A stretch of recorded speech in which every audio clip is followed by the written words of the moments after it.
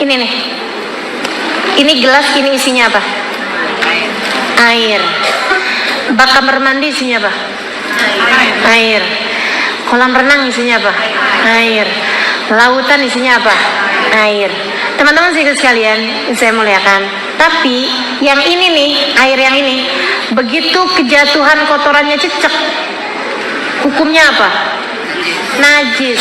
Bolehkah saya minum? Enggak. Udah menjijikkan, udah kotor, udah najis dengan begitu kemasukan kotoran cecek. Lautan isinya air juga teman-teman sekalian. Tapi jangankan kotoran cecek, bangkainya babi satu kontainer tidak bisa merusak kesuciannya lautan. Kan gitu ya? Gitu ya? Kenapa gitu? Apa yang membedakan? Sama-sama air loh ini. Lautan isinya air, ini juga isinya air. Sedikit sekalian, yang satu luas, yang satu sempit. Kayak gitu loh perumpamaannya. Hati kita tuh kayak gitu. Ada yang hatinya segede gelas, mau dikasih apa, mau punya rumah kayak gimana luas, mau apa, tetep aja sumpah, sedih, merana, menderita, sengsara. Oh ya Allah, ya Allah, kesian teman-teman saya sekalian. Sementara ada orang-orang ujian berbagai macam datang dalam kehidupannya, tidak akan pernah bisa merubah kesucian hatinya. Mau difitnah orang, mau dikatain orang, mau sakit abis-abisan, mau dilemparin orang dengan batu. Nabi Muhammad tuh ini ya, tetap aja, ya Allah, selagi engkau tetap cinta padaku, aku tidak peduli. Nabi, kenapa bisa kayak begitu tuh? Nabi Muhammad SAW hatinya lapang, teman-teman saudara sekalian, kayak lautan kayak gitu tuh, kayak lautan kayak begitu tuh. Saudara sekalian saya muliakan, ini kita bisa buat ngukur nih ya. Coba nih, hatimu gelas, bak, kamar mandi, kolam renang, atau lautan. Nih, ini baru kena kotoran cecek aja udah najis. Ada lagi bak kamar mandi lebih dari 2 kula, kemasukan kotoran cecek nggak jadi najis. Tapi kalau bangkai tikus najis di bak tersebut. Kolam renang gede gitu ya, kemasukan bangkai cecek nggak najis, kemasukan bangkainya tikus gitu ya. Tapi kolam renangnya tetap bau, warna rasanya tetap aja. Kolam renang tuh orang kencing di kolam renang. Oh, makanya ya Allah, ibu kalau inian jangan suka bawa anaknya ke kolam renang umum dah, gitu kan ya. Yang kencing di situ banyak. Habis itu anak kita masih kecilan, belajar renangnya masih suka kelelep-kelelep, masih suka keminum-minum airnya. Ya oke, baik. Nah sekarang kolam renang nih, ada bangkainya tikus, tapi begitu diangkat airnya nggak berubah, bau warna rasanya nggak najis teman-teman sekalian. Tapi begitu kemasukan bangkainya kambing, najis ya. Kolam renang, sedikit sekalian lautan, bangkainya tikus nggak ngaruh, apalagi kotorannya cecek nggak ngaruh, bangkainya kambing nggak ngaruh, babi satu kontainer nggak ngaruh. Tuh, itu lautan. Saudara sekalian saya muliakan, ini buat kita ngukur nih. Ini kira-kira kalau disuruh ngukur hatinya gitu ya, terhadap segala sesuatu tuh kamu nerimanya kayak gimana? Gelas, bak, kolam renang, atau lautan?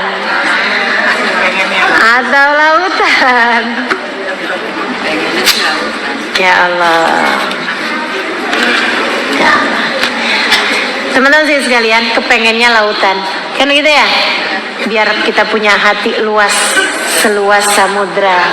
Dilemparin bangkai, dilemparin ini, dilemparin itu, tidak merusak kesuciannya, suci terus-terusan. Malahan yang ada dia selalu menghadiahi nelayan ikan, menghadiahi petani rumput laut, ini dia, menghadiahi penyelam mutiara, menghadiahi orang yang nyari-nyari penyelam yang dalam-dalam lagi tuh, itu menghadiahi dengan harta karun, menghadiahi dengan bangkai kapal yang tenggelam dan punya nilai yang sangat berharga, kan gitu ya. Saudaraku sekalian, semakin dalam orang, semakin menghadiahi dia berbagai macam hal.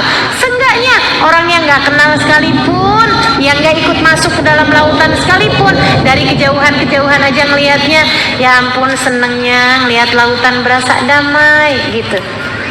Ada orang-orang yang kayak begitu, teman-teman sekalian. Kekasih-kekasih Allah Subhanahu wa taala. Kayak gitu tuh. Yang nggak kenal dari kejauhan lihatnya enak banget ya kayaknya dia ya. Tenang gitu hidupnya, kayak nggak ada masalah.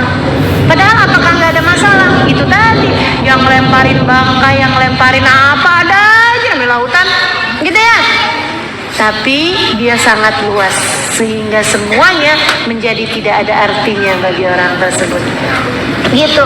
Yang kenal semakin dalam dihadiahinya berbagai macam hal. Waduh, isinya suaminya dihadiahinya cinta, anak-anaknya dihadiahinya kasih sayang, kedua orang tuanya dihadiahinya bakti darinya. Kan gitu ya?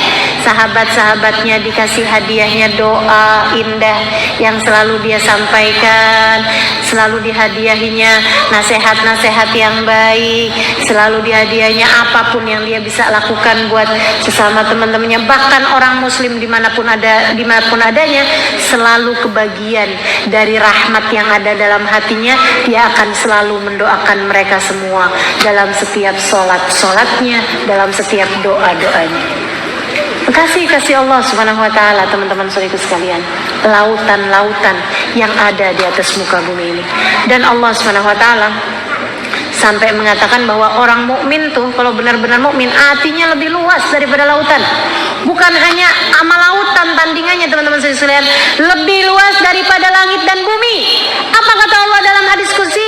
Lan yasa'ani ardi wala samai walakin yasa'ani qalbu abdil mu'min. Aku tidak muat di tempat sempit bumi, kata Allah. Aku tidak muat di tempat sempit langit, kata Allah. Akan tetapi aku muat di tempat yang tidak terbatas luasnya, yaitu hati hambaku yang beriman. Rohmu ketika diluaskan Allah Subhanahu wa taala menjadi lebih luas bahkan dibandingkan langit dan bumi. Maka teman-teman saudariku sekalian, harus kita cari nih hidup kita nih. Jangan yang kita minta sama Allah urusan ecek-ecek mulu ya, urusan kecil-kecil mulu. Kita mesti minta nih, ya Allah Rabbi syrah li sadri, Allah luasin hati saya, Allah luasin hati saya.